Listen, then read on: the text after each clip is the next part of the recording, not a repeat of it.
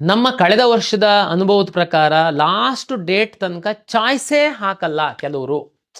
ಅದು ಏನು ಬೇಕು ಅಂತ ಮಾಡೋದು ಇಲ್ಲ, ಏನು ಜ್ಞಾನದ ಕೊರತೆನೋ. ನಾವೆಲ್ಲ ಎಜುಕೇಟ್ ಮಾಡ್ತೀವಿ, ನಿಮಗೆ ವಾಟ್ಸಪ್ SMS ಕಳಿಸ್ತೀವಿ ಎಲ್ಲ. ನೀವು ಆಸ್ಪೆರೆಂಟ್ ಇದ್ದೀರಾ ಅಂದರೆ ನೀವು ಯೂಟ್ಯೂಬ್ ಚಾನಲ್ಲು, ಅದು ಸಾಕಷ್ಟು ಯೂಟ್ಯೂಬು ಮೆಂಟರ್ಸು ಏನಿದ್ದಾರೆ, ಯೂಟ್ಯೂಬ್ ಚಾನಲ್ ನಡೆಸುವಂಥವ್ರು ಏನಿದ್ದಾರೆ, ಸಾಕಷ್ಟು ಎಜುಕೇಷನ್ ಕೊಡ್ತಾ ಇದ್ದಾರೆ ನಿಮಗೆ ಇದ್ರ ಬಗ್ಗೆ. ಸ್ಟಿಲ್ ನೀವು ಈ ಕಡೆ ತಿರುಗೂ ನೋಡಲ್ಲ, ಯಾವುದು ಚಾಯ್ಸ್ ಹಾಕಲ್ಲ. ಅವ್ರನ್ನೇನು ಮಾಡೋದು ನಾವು? ಅವ್ರಿಗೆ ಸೀಟ್ ಅಲಾಟ್ ಆಗಿದೆ, ಸೀಟ್ ಬೇಕು ಅಂತೇಳಿ ಆಪ್ಷನ್ ಎಂಟ್ರಿ ಮಾಡಿರೋ ಎಷ್ಟೋ ಹುಡುಗರುಗಳು ಇದ್ದಾರೆ ಇನ್ನೂ, ಅವರಿಗೆ ಸೀಟ್ ಅಲಾಟ್ ಆಗಿಲ್ಲ. ನಿಮಗೆ ಸೀಟ್ ಅಲಾಟ್ ಆಗಿದೆ, ನೀವು ಯಾವುದೋ ಚಾಯ್ಸ್ ಆಗ್ತಾ ಇಲ್ಲ. ಕಾಲೇಜಿಗೆ ಹೋಗ್ತೀನಿ 1 2 3 4 ನನಗೆ ಎಕ್ಸ್ಪ್ಲೈನ್ ಮಾಡಿದೆ, ಯಾವುದೂ ಆಗ್ತಾ ಇಲ್ಲ. ಲಾಸ್ಟ್ ಇಯರು 16,000 ವಿದ್ಯಾರ್ಥಿಗಳು ಯಾವುದೂ ಚಾಯ್ಸ್ ಹಾಕಿರಲಿಲ್ಲ. ಅದೇ ನೀವು ಸೀರಿಯಸ್ ಇಲ್ಲ ಅಂತಂದಿದ್ರೆ ನಮ್ಮ ಕೌನ್ಸಿಲಿಂಗಲ್ಲಿ ಯಾಕೆ ಭಾಗವಹಿಸಿದ್ರಿ?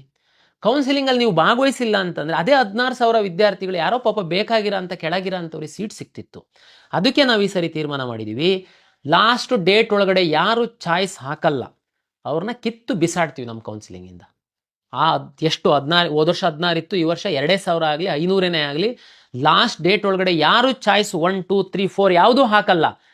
ನಿಮಗೆ ಆಸಕ್ತಿ ಇಲ್ಲ ಅಂತ ನಾವೇ ತೀರ್ಮಾನ ಮಾಡಿ ನಮ್ಮ ಕೌನ್ಸಿಲಿಂಗ್ ಪ್ರಕ್ರಿಯೆಯಿಂದ ನಿಮ್ಮನ್ನು ಹೊರಗಡೆಗೆ ದೂಕ್ತೀವಿ, ನಿಮಗೆ ಅವಕಾಶ ಇರಲ್ಲ. ಆಸಕ್ತಿ ಇತ್ತು ನೋಡಿ, ಚಾಯ್ಸ್ 4 ಹಾಕಿ ಹೋಗಿ ಅಧಿಕೃತವಾಗಿ ಹೊರಗಡೆ, ನಿಮಗೆ ಇಷ್ಟ ಇಲ್ಲ ಅಂತಂದರೆ. ಆಪ್ಷನ್ ಎಂಟ್ರಿ ಯಾಕೆ ಮಾಡಿದ್ರಿ ನೀವು ಇಷ್ಟ ಇಲ್ಲ ಅಂತಂದರೆ? ಇಲ್ಲಿ ಚಾಯ್ಸ್ ಹಾಕಿ ಅಂತಂದ್ರೆ ನೀವು ಈ ಕಡೆ ತಿರುಗಿ ನೋಡಲ್ಲ, ಇದು ಕ್ರಮ ಸರಿಯಲ್ಲ. ಬೇರೆ ಡಿಸರ್ವ್ ವಿದ್ಯಾರ್ಥಿಗಳು ಇನ್ನೂ ಲೈನಲ್ಲಿದ್ದರು, ಅವರಿಗೆ ಸಿಕ್ತಿತ್ತು.